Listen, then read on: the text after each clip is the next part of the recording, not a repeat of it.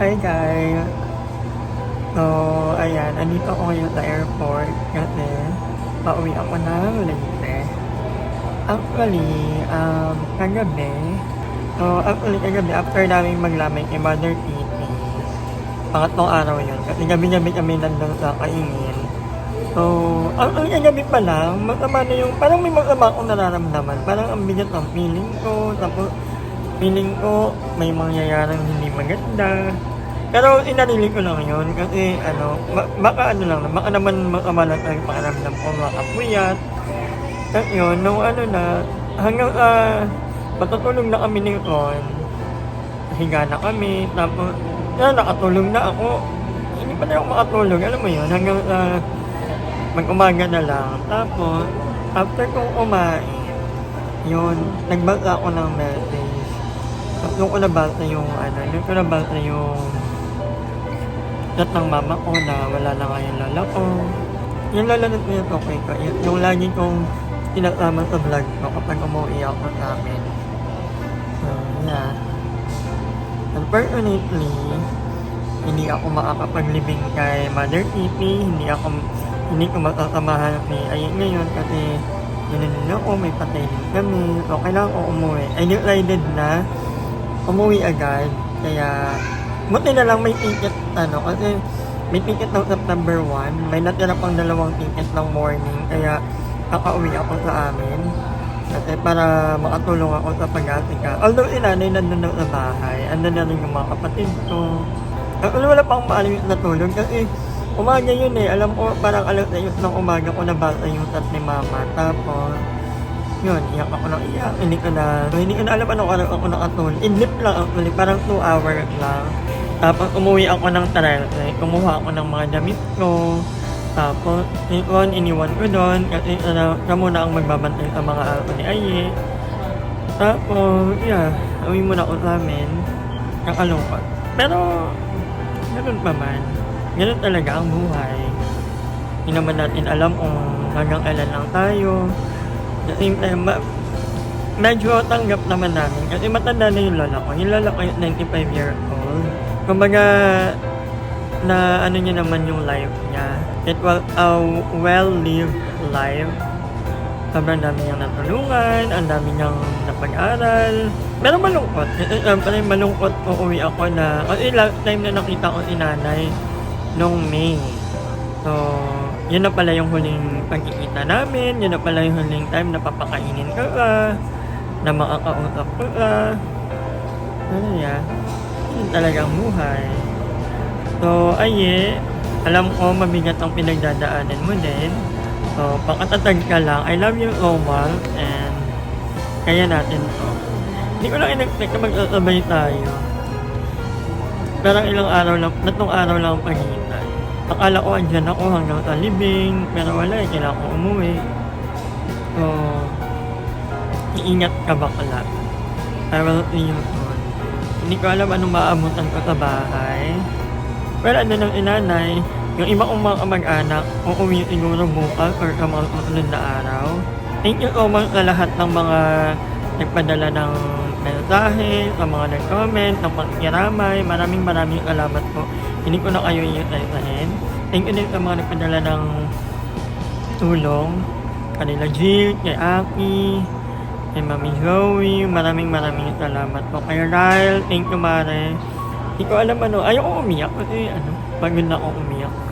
Actually, naantok na ako. Pero hindi ako pwedeng matulog kasi baka maiwanan naman ako ng aeroplano. Hirap ng life. Kaya kayo, habang kasama nyo pa yung mga taong mahal nyo, ulitin nyo na. At hindi natin alam kung hanggang kailan lang tayo, hanggang kailan lang sila nating makakasama.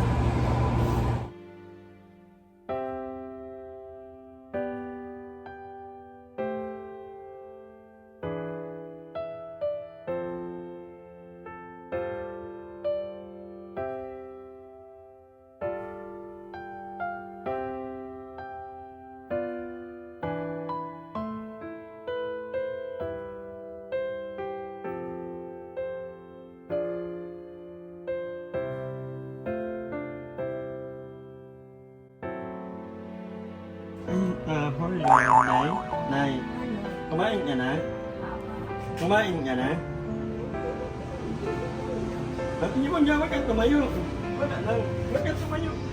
Nay, kain ka pa. Ang ulam niya ay baboy. Gusto mo pa? Nay? Masarap? Hindi naman ako pwede mamili. Brown out pa rin dito sa amin. Oh, buti naman hindi malamok ngayon. Anay, another. Ano? Ito pa. Nainom ka pa ako, Nay. Kilala mo pa ako, Nay? Ano pa? Hindi naman ako. Yung boses ko, hindi mo malala? Anak ako ni Joe. Lucy? Oo. Panganay. Maganda. Paborito ang apo mo. Kapala ni Lucy? Oo. Naalala mo pa si Dea. Si Brandon. Si Ayushi. Si Elaine. Naalala mo pa si Ivan. Ako si Ivan. Mahal na mahal. Yan sa buhay. Mahal mo si Ivan, Nay? Mahal ko kayong lahat. Wala akong inaayawan sa inyo. Mahal ko kayo lahat. Lahat ng mga mahal na mahal ko. Mahal ko rin. Say hi to my camera. Sige nga, hi. Yan na. Haakon. Pero tumidad na 94. 94. Pasinilid. Kaya naman, pila ka bukot na lang nga ako. Kay Pai. Lahat. Wala akong pinili. Wala akong mapili. Well, Mahal sa'yo,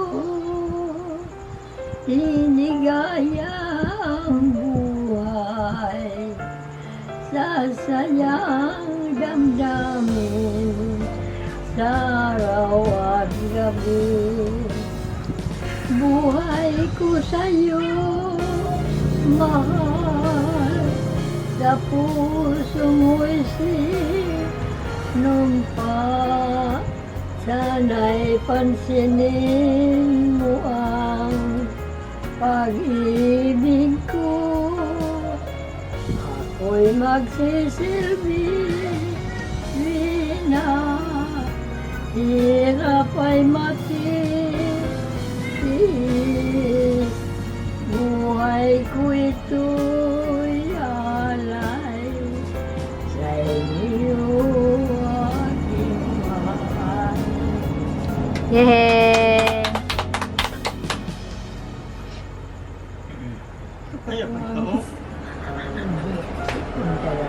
Why are you crying?